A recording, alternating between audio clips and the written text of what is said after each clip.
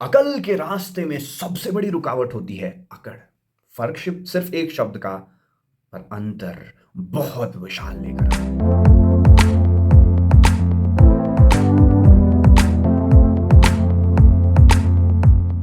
नमस्ते, आप सुन रहे हैं शक्ति सावंत को। I am a proud teacher. एक बार की बात है, एक बहुत ही विशाल पेड़ था और उसके ऊपर कई सारे कौवे झुंड बनाकर रहते थे। उन कौवों का गुजारा अच्छा चल रहा था क्योंकि उनके बीच एक बहुत ही समझदार कौवा था, बहुत ही दूरदर्शी कौवा था, जिसे सब लोग प्यार से ताऊ बुलाते थे। ताऊ ने कई बार बाकी सारे झुंड के कौवों को उनकी जान बचाई थी अपनी समझदारी से और अपनी दूरदर्शिता का प्रदर्शन करते हुए। कि एक दिन ताऊ ऐसे ही आसपास राउंड लगा रहा था तो उसने ऑब्जर्व किया कि एक बेल का पेड़ उस विशाल से पेड़ का चक्कर लगाता हुआ ऊपर बढ़ता जा रहा है। और बेल ऐसे ही ग्रो भी करता है। तो ताऊ ने थोड़ी देर विचार करने के बाद बाकी सभी कौवों को अपने पास बुलाया और कहा कि ये जो आप बेल देख रहे हो उसे अभी ही नष्ट कर दो, क्योंकि आने वाले समय में ये हमारे लिए परेशानी, हमारी मौत का कारण भी बन सकता है। वैसा सुनते ही बाकी कौवे हंसने लग गए और कहने लगे, ये छोटी सी बेल हमारी मौत का कारण कैसे बन सकता है, हम लोग इतने सारे हैं, इतने झुंड में हैं।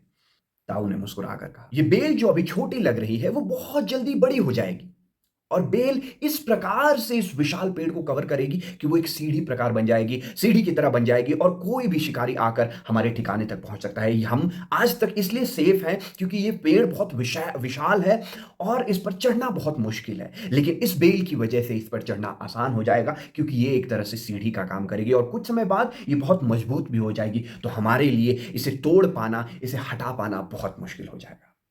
अब इतना सोचते ही कुछ कानाफूसी करते करते एक दो कौवे चिल्लाकर बोलने लगे, अरे ताऊ, इतनी छोटी सी बेल को इतना खींच के बड़ा क्यों किए जा रहा है।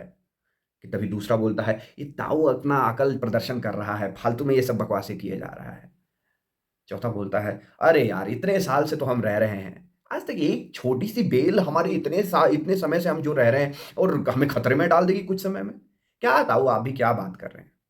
और ऐसे ही कानाफूसी करते करते किसी भी कौवे ने ताऊ की बात नहीं मानी। समय बीतता गया, वो लोग खुशी से रहते थे, अपनी दिनचर्या जीते थे कि तभी कुछ समय बाद जैसा ताऊ ने कहा था ठीक वैसा ही हुआ। बेल धीरे धीरे ग्रो करके बहुत मजबूत हो गया और वो चारों तरफ पेड़ के ऐसे उसने घेरा लगा लिया मानो एक सीढ़ी बन गई हो, नेचुरल एक सीढ़ी बन गई हो। लेकिन जैसा ताऊ ने कहा था, अब तो वो बेल बहुत मजबूत हो गई है, अब सारे कौवे मिलकर भी प्रयास करें तो उसे तोड़ना बहुत बहुत बहुत मुश्किल है। पर खैर दिनचर्या चलती रही और जैसा ताऊ ने प्रेडिक्शन किया था ठीक वैसा ही हुआ। एक दिन वो सभी अपने लिए खाना लेने गए थे, तभी एक शिकारी आया, वहां पे जाल बिछाया और चला गया। शाम को जब सभी लौट कर आए तो उस जाल में फंस गए। अब फंसने के बाद ताऊ सब पर गुस्से में थे और सभी लोग शर्म के मारे अपना सिर झुकाकर, सभी कौवे शर्म के मारे अपना सिर झुकाकर ताऊ की तरफ देख रहे थे। तभी एक छोटे से कौवे ने हिम्मत जुटाकर बोली, ताऊ, हमसे गलती हो गई, हम मानते हैं, पर हमसे नाराज तो मत हो। इस मुसीबत से बाहर निकलने का, अपनी जान बचाने का हमें पता है कि सिर्फ तरीका आपके पास ही है, प्लीज हमें रास्ता दिखाएं। इतना सुनने के बाद ताऊ ने कहा, जो मैं सुनता कहता हूं वो कल बिल्कुल उसी तरह फॉलो करना, कोई भी मजाक में मत लेना, कोई भी हंसना मत उस समय।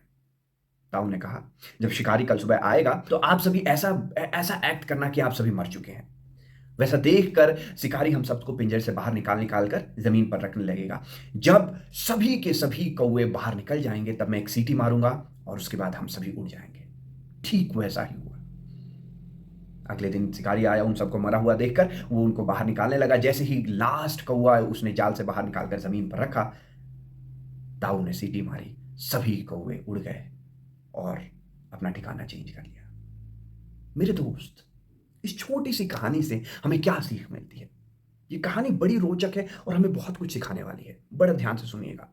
इसमें क्या हुआ, हम एक छोटी सी चीज को इग्नोर कर दिया उन कौवों ने। और हमारी जिंदगी में भी क्या ऐसा ही नहीं होता? हम छोटी छोटी गलतियों को इग्नोर करते रहते और धीरे धीरे वो छोटी छोटी गलतियां बनकर एडिक्शन बन जाती हैं।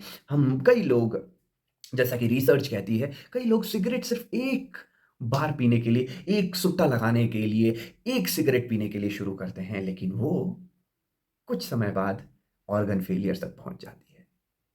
हम सबसे पहली बार सोशल मीडिया बस 5 मिनट के लिए चलाने के लिए शुरू करते हैं, 2 घंटे 3 घंटे कैसे निकल जाते हैं, हर रोज वो एक एडिक्शन कैसे बन जाता है, हमें पता ही नहीं चलता। हम पढ़ाई से रेस्ट सिर्फ 5 मिनट के लिए लेते हैं और वो 5 मिनट 1 घंटा 2 घंटा अगले दिन उसके अगले दिन कब होने लगता है हमें पता ही नहीं चलता, क्योंकि हम छोटी छोटी गलतियों को नज़रअंदाज करते हैं और वो छोटी छोटी गलतियां स्नोबॉल इफेक्ट से मैग्नीफाई हो के और ज़्यादा हो के बहुत बड़ी गलतियां बन जाती हैं हमारे जीवन के लिए। इस गलती को हमें आइडेंटिफाई करना होगा और इसे आज ही रोकना होगा। लेकिन आपके दिमाग में चल रहा होगा, अब हम क्या करें अगर हमारा बैड हैबिट्स बन गया है, अगर हम इतनी सारी गलतियां कर करके वो एक टीला बना लिए हैं गलतियों का, हम एडिक्टेड हो गए हैं, तो क्या करें? इसके लिए भी 3 स्टेप्स हैं और जो अमेजिंग स्टेप्स हैं, मुझे बहुत पसंद है, मेरे लिए बहुत काम करते हैं। पहला, सबसे पहला ही तो आप आइडेंटिफाई कीजिए कि आपके आपके पास गलत आदतें कौन-सी हैं।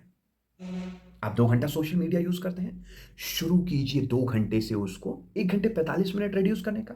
मैं ये नहीं कह रहा कि 2 घंटे से सीधा खत्म ही कर दीजिए, वैसा पॉसिबल नहीं है क्योंकि हम एडिक्ट हो चुके हैं। 2 घंटे से 1 ऑवर 45 मिनट्स, कुछ समय बाद 1 ऑवर 45 मिनट्स से 1 ऑवर 30 मिनट्स, थोड़ा टाइम लगेगा ऐसे इस प्रोसेस में, लेकिन एक बार आप अपने दिमाग को इस प्रकार से ट्रेन कर देते हैं गुड हैबिट्स के लिए, तो वो बार-बार गुड हैबिट्स को रिपीट करेगा। 10-15 मिनट पढ़ते हैं दिन में, उसको 20-25 मिनट कीजिए, 20-25 मिनट से 25-30 मिनट कीजिए और इस हैबिट को मैग्नीफाई करते रहिए। सेम प्रोसेस, बड़े काम को छोटे-छोटे चंक्स में डिवाइड करके काम करते रहिए।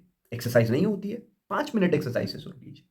एक राउंड लगाना शुरू कीजिए, कोई एक ग्राउंड देख लीजिए, 1 राउंड ग्राउंड का मैं लगाऊँगा। हर रोज़ इसको 1 राउंड से 1 एंड आधा राउंड, 2 राउंड, 3 राउंड, ऐसे इसको धीरे-धीरे करके हमें अच्छी आदतों की आदत लगानी है। दूसरा एक जो इफेक्टिव टेक्नीक है, प्लानिंग योर डिस्ट्रैक्शंस। अगर हमारे पास बहुत सारे डिस्ट्रैक्शंस आ गए हमारे लाइफ में, तो डिस्ट्रैक्शंस को प्लान करना शुरू कीजिए। अपने दिन में एक स्पेसिफिक समय बना लीजिए कि इस समय मैं कुछ प्रोडक्टिव काम नहीं करूँगा, सिर्फ डिस्ट्रैक्टेड रहूँगा।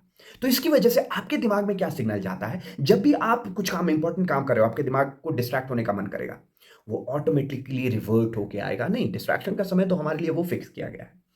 तो डिस्ट्रैक्शंस कुछ समय के लिए प्लान कीजिए और जैसे ही आपका दिमाग फोकस डेवलप करने लगेगा, वो डिस्ट्रैक्शंस भी कम होने लगेंगे। अगर 1 घंटे डिस्ट्रैक्शन प्लान किया, उसको फिर 50 मिनट कीजिए, 40 मिनट कीजिए और 40 to 50 minute distraction in a day हमारे शरीर के लिए रिक्वायर्ड है। वी आर ह्यूमन बीइंग्स, हम रोबोट नहीं बन सकते कि every time we are being productive, लेकिन डिस्ट्रैक्शंस को भी प्लान कीजिए। और तीसरी बहुत फनी है और बहुत अच्छा काम करती है। मैंने भी जब शुरू किया था तो मुझे लगा था ये कैसे काम करेगा, but it works my dear friends.